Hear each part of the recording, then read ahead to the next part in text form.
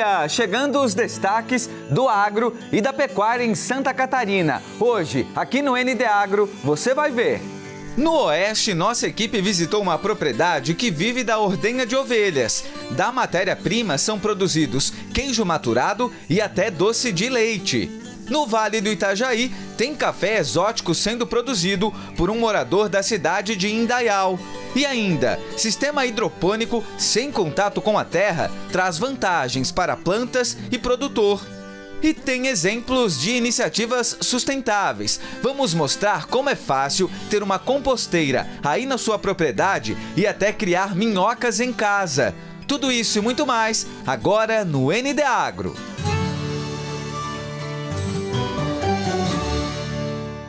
E a gente abre o programa de hoje falando de uma tradição que não é tão comum no nosso estado, a cafeicultura. Mas olha que curioso, tem café sendo cultivado no Vale do Itajaí. Um morador de Indaial mostrou a estratégia para produzir cafés exóticos em solo catarinense. Stanley cresceu neste lugar, no bairro Encano Central, em Indaial. Nos momentos de folga, ele aproveita para conferir como está a plantação de café que ele cultiva no quintal de casa. O Stanley tem hoje 90 pés de café. Eles foram plantados em 2015, quando ele foi num terreno aqui próximo, onde encontrou mudas que tinham sido produzidas e cultivadas pelo avô dele há 70 anos atrás. Há 9 anos, eram quase 100 mudas de café. Alguns não vingaram, mas a maioria cresce firme e há 2 anos e meio ele colhe os frutos. De criança já ajudava a Oma lá a torrar um café, né? E, no caso, degustar aquele café nosso aqui, típico, né? E se perdeu essas roças, né? E meus avós aqui, meus tios, ninguém mais trabalhou na roça, foram trabalhar fora, coisa. E um dia eu voltei ali em cima e digo, não, eu tenho que achar alguma coisa, algum vestígio. E aí eu encontrei algumas mudas, né? Que nasceram no meio da mata ali, né? Os pés grandes já não existiam mais, já tinham morrido, né? De velho. E aí eu plantei aqui, isso faz 9 anos que eu plantei esses pés. Aqui tem o café Conilon e o Arábica. É fácil distinguir um pé do outro. O Conilon tem a folha menor com menos brilho, mas é mais produtivo que o Arábica, porque o pé carrega mais. Em contrapartida, o grão do Conilon é menor. Este é o café comum mais usado na indústria brasileira. Já o Arábica tem o pé mais baixo. O cultivo de café é recomendado para regiões de temperaturas mais amenas, mas com a temperatura do Vale do Itajaí, a opção foi plantar as mudas embaixo da sombra de uma grande árvore. Os frutos ainda não estão maduros. A colheita aqui deve começar em maio e é bem trabalhosa, viu? Tudo é feito manualmente. E é um trabalho demorado, porque eu vou colher hoje, vou colher amanhã, semana que vem, de semana em semana, provavelmente. Sempre assim, num dia da semana, no dia que vai chover, assim, então eu fico aqui o dia todo só tirando a cereja, no caso, só o café maduro. A polpa do café é adocicada, uma delícia. Por isso, depois da colheita, o grão fica no tempo para secar de 2 a 3 meses com casca, polpa e tudo. Stanley conta que isso traz um sabor especial ao café no final de todo o processo. Depois de seco, o grão fica assim, ó, pronto para torra. Como a produção é pequena, ela é resolvida com este equipamento. E mesmo depois de tirar da torra, ainda precisa mexer ele para não queimar. Depois disso, é só moer e está pronto. Café torrado e moído passado na hora. Tem melhor que isso? Eu estou produzindo ele para a gente, para o nosso consumo, e como a gente tem um comércio também, que é um restaurante ali de domingos, eu boto esse café para o nosso cliente na hora de ir embora ali, dar uma degustada e experimentar um café que eu acho, minha opinião, que é um café muito bom.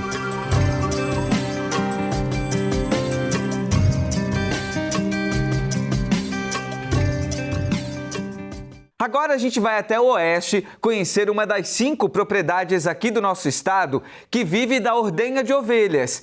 E essa propriedade é a principal do estado e a segunda maior do país. Do leite, a família produz queijo e um doce de leite cremoso muito especial. Olha só. A propriedade do seu Adilson fica no interior de Lajeado Grande. E foi aqui, nesses 34 hectares de terra, que em 2011 ele resolveu investir em ovelhas de leite. No início, o rebanho de uma raça francesa não chegava a 10, Mas hoje os números são bem altos. Nós começamos em 2011 com 7 animais, 6 fêmeas e 1 macho da raça Lacone, né? E aí foi começado a gostar da atividade e foi aumentando o plantel, todo o plantel, né? Hoje estamos trabalhando com cerca de 500 animais. Numa média são 110, 120 fêmeas na ordenha. Vende-se matrizes, reprodutores, genética para o Brasil inteiro, né? E todo esse crescimento faz com que essa, que é uma das 5 propriedades catarinenses voltada à ovelha leiteira, se torne a maior do estado e a 2ª maior do país. Nós começamos com o primeiro barracão para mais ou menos comportar 80 animais. E aí, logo, já construímos mais um, construímos outro e acabamos emendando, né? Para conseguir comportar hoje 500 animais. Nunca se sonhava em chegar nisso ali, né? E do leite vem os derivados. E é aqui no laticínio, construído pela família, que é produzido o doce de leite de ovelha e o queijo. O queijo se trata de um queijo maturado de leite de ovelha, então ele deve ficar aqui nas câmaras de maturação no mínimo 60 dias para depois então ser comercializado, né? E por ser um leite de ovelha, produto que tem um sabor mais acentuado, o próprio queijo é um queijo que tem um sabor mais marcante, assim. E por mês, somente de queijo, são produzidos 1.500 quilos e de doce, 400. O processo do doce de leite de ovelha é bem demorado. Ele fica aqui nesse tacho por cerca de 12 horas e é justamente todo esse tempo que faz com que ele fique ainda mais cremoso. Do tacho, ele é armazenado nesses potes de vidro de 260 gramas, para comercialização que é feita também na propriedade. E o ponto é aqui, o porão da casa da família. No espaço, eles também aproveitam para comercializar o doce de uva e ainda o iogurte que produzem em pequena escala. Mas o carro-chefe da propriedade é mesmo o doce de leite, que tem uma cremosidade acentuada e que também atrai a atenção por conta do sabor suave e adocicado. À medida que as pessoas vão provando, gostando do produto, elas voltam, sabe? E isso para nós é gratificante. A pessoa vir aqui e falar: meu, que queijo gostoso, nossa, o doce é sensacional. E isso deixa a gente feliz e animado, né? Para fazer sempre melhor. A família está prestes a colocar em prática mais um projeto: a implantação do turismo rural. Então, receber pessoas que querem ter o contato com os animais, fazer uma visita, conhecer como que é o sistema de produção da ovelha de leite. Posteriormente, a gente vem até aqui a nossa casa, faz uma degustação e as pessoas conhecem um pouco do produto.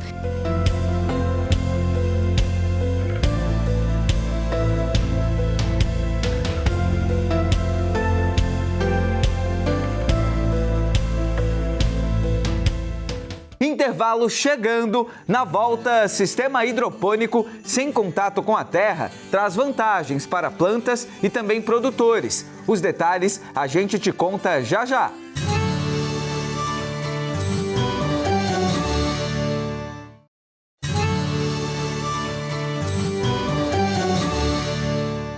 Estamos de volta. Você já deve ter ouvido falar e até consumido alimentos produzidos no sistema hidropônico. Mas você sabe como funciona e quais as vantagens quando comparado com a lavoura tradicional, aquela no chão?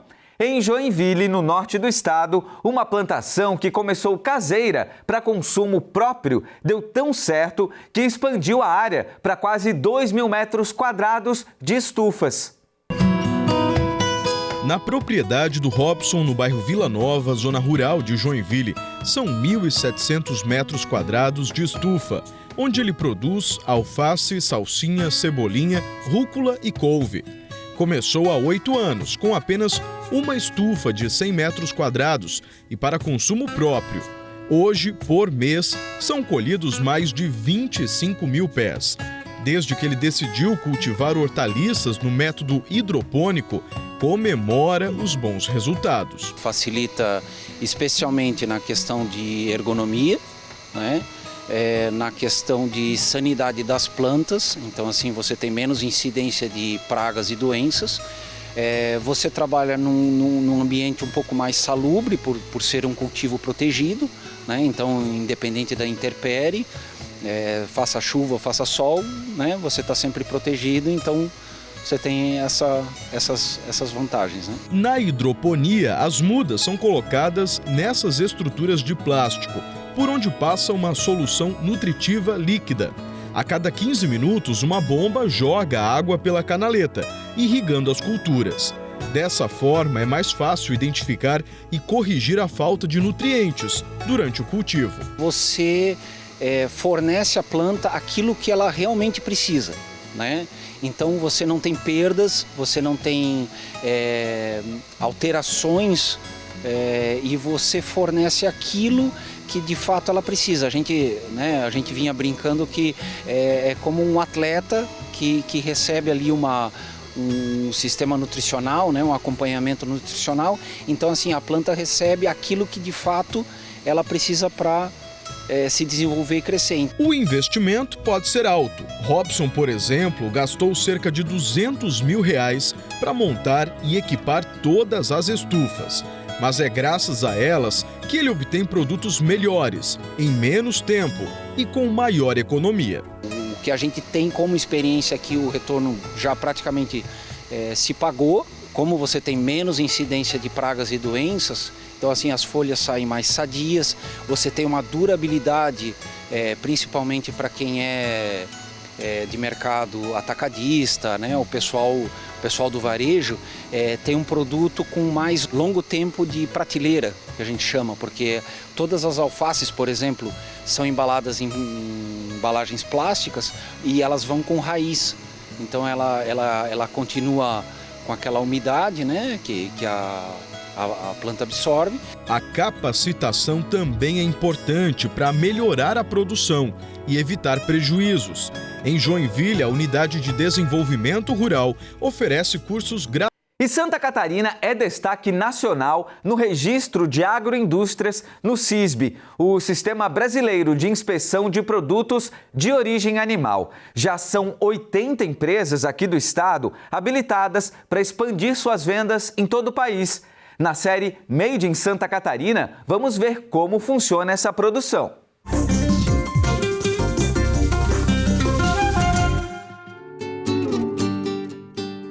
Hoje é um dia histórico para o Evandro. Depois de 20 anos de trabalho, fabricando e vendendo produtos cárneos dentro de Santa Catarina, ele vai romper as fronteiras do estado e ganhar novos mercados Brasil afora.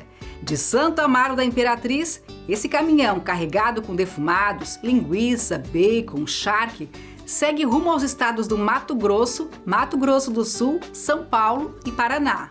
É uma sensação assim de... como é que eu vou te dizer, de realização, vamos botar.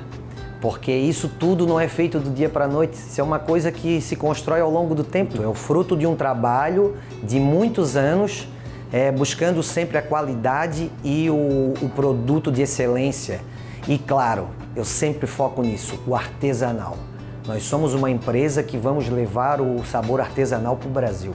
E isso só foi possível, como o Evandro disse, depois de anos de trabalho e também porque a empresa aderiu ao SISB, Sistema Brasileiro de Inspeção Sanitária de Produtos de Origem Animal. O SISB foi criado pelo Ministério da Agricultura e os estados podem fazer adesão a ele e assim se habilitar para vistoriar as agroindústrias que queiram receber o selo federal e comercializar os produtos em todo o país. Hoje, 23 estados fazem parte do sistema, entre eles Santa Catarina, que é destaque nacional em registro de agroindústrias no SISB. Já são cerca de 80 empresas aptas a abrir mercados de norte a sul do Brasil. Aqui no estado, quem faz o trabalho de vistoria para verificar se a empresa está ou não apta a receber o selo SISB é a SIDASC. As agroindústrias estão nos procurando.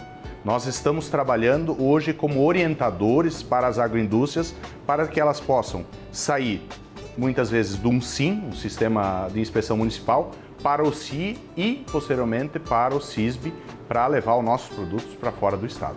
Para obter o selo SISB, é preciso cumprir uma série de exigências. Seguir a legislação, adotar programas de autocontrole, ter programas de boas práticas de higiene implantadas na produção, para ela poder conquistar esse selo e, com isso, comercializar no Brasil inteiro. Profissionais da Cidasc acompanham a empresa em todo esse processo. Foi assim com a agroindústria do Evandro. Depois de fazer os ajustes necessários e se adequar às normas, o estabelecimento agora vai oferecer os produtos artesanais feitos com segurança e qualidade no mercado nacional. O empresário já faz as contas do impacto desse avanço. Não tenho dúvida que, no mínimo, vamos dobrar a calemba. Temos uma projeção para muito além disso, certo? Temos aí uma projeção até 2025 para a calemba crescer em torno de 400%. Tudo visando esse mercado fora.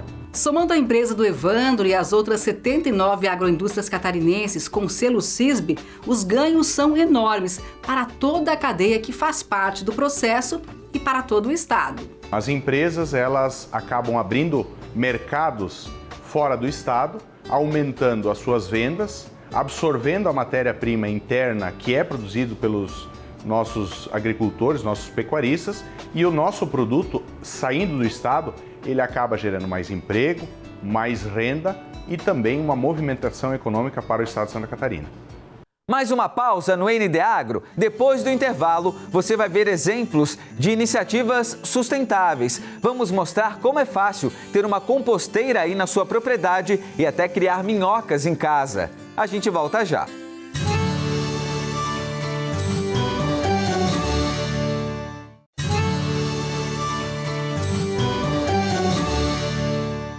De volta com os últimos destaques do nosso ND Agro. E o Instituto Federal Catarinense lá de Rio do Sul promoveu um dia diferente para os alunos. É o Dia de Campo, um evento que aproxima os estudantes, produtores rurais e empresas da região.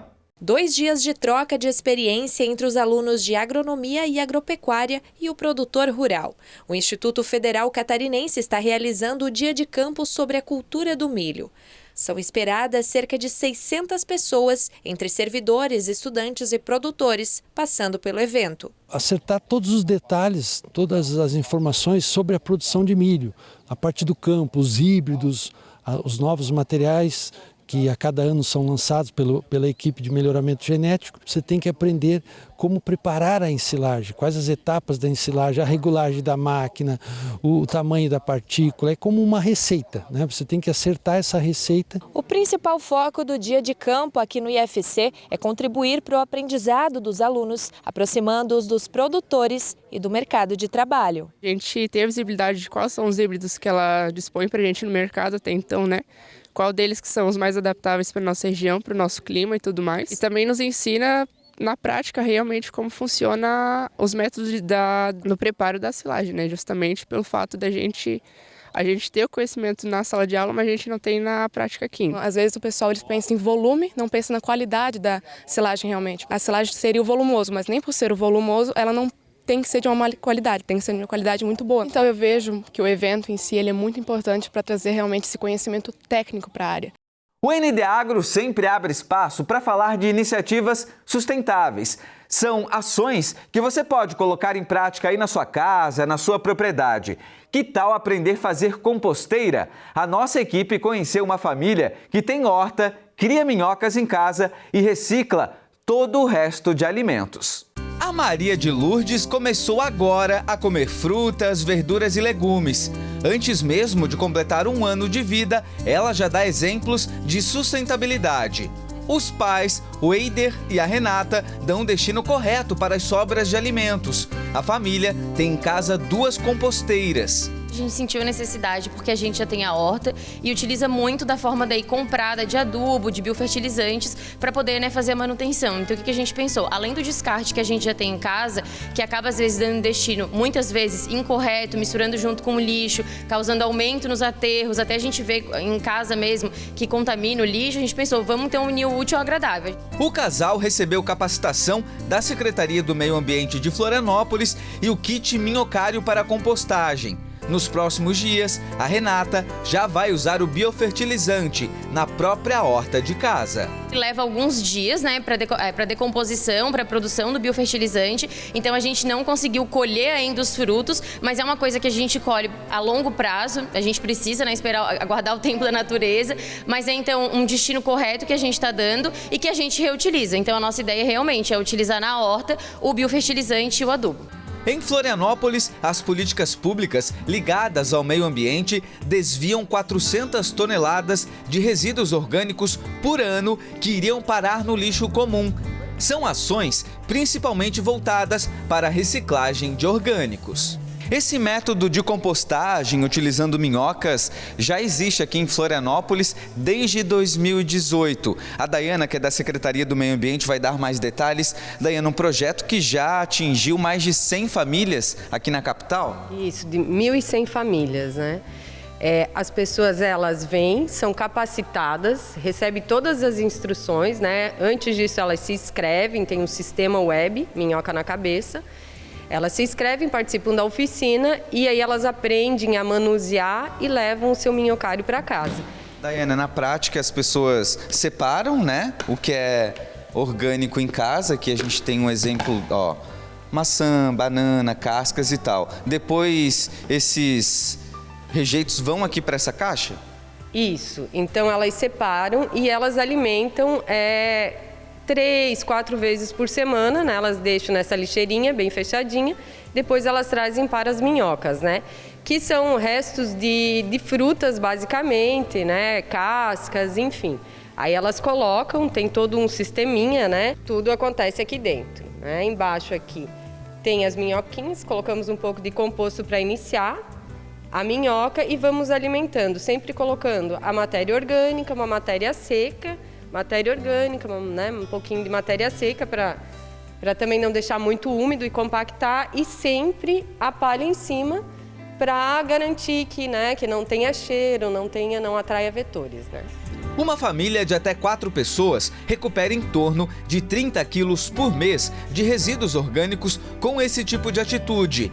E exemplos são muitos, inclusive para quem está pensando em ter sua própria composteira em casa. O Roberto, que é educador ambiental, vai mostrar pra gente, Roberto, esses outros métodos de compostagem que existe aqui no Jardim Botânico de Florianópolis. E aqui a gente tem pelo menos 3 modelos, Roberto. Isso, exato. Aqui é o método UFSC de compostagem. Qual a vantagem desse método? Eu não preciso ficar revolvendo, né? A própria ventilação que vai pela lateral auxilia, né? Nessa convecção que a gente chama, o ar quente sobe pela camada superior e o ar frio adentra pelas laterais. Qual a vantagem do método UFSC? Como eu falei, justamente não precisar revolver e também ele suporta grandes quantidades de resíduo orgânico. Né? Iniciativas que merecem sim ser copiadas. Na família da Renata, uma mudança de hábito com um olhar mais preocupado com o futuro da pequena Maria. A gente tem sempre que pensar em deixar um mundo melhor para as próximas gerações. Então, assim, cada um fazendo a sua parte, de pouquinho em pouquinho a gente consegue melhorar. Então, o lixo que eu consigo fazer pode ser pouca coisa, mas no final vai ser muito que eu estou evitando mandar para um aterro, para causar chorume, contaminação do solo, essas coisas. Então, a gente está ensinando desde pequenininha para ela que a gente pode fazer esse reaproveitamento e na nossa concepção é muito importante que ela participe desde pequena para ela aprender isso.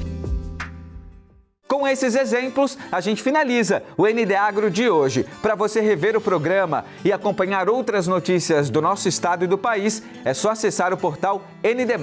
O ND Agro volta domingo que vem. Até lá. Tchau, tchau.